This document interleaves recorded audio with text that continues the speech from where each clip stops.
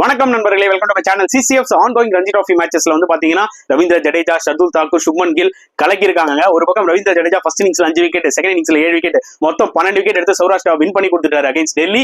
இன்னொரு பக்கம் ஷர்துல் தாக்கூர் வந்து பாத்தீங்கன்னா இக்கட்டான நிலைமையில மும்பை இருந்தாங்க, அங்க இருந்து காப்பாத்தினாரு. ஃபர்ஸ்ட் இன்னிங்ஸ்ல ஒரு 50, செகண்ட் இன்னிங்ஸ்ல ஒரு செஞ்சுரியை போட்டு வேற லெவல்ல பெர்ஃபார்ம் பண்ணிருக்காரு.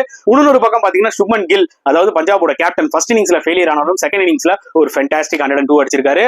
அண்ட் இன்னொரு பக்கம் பாத்தீங்கன்னா மகாராஷ்டிரால ருத்ராஜ் கைக்வாட் ஒரு குரூஷியலான ஒரு 89 ரன்ஸ் அடிச்சிருக்காரு.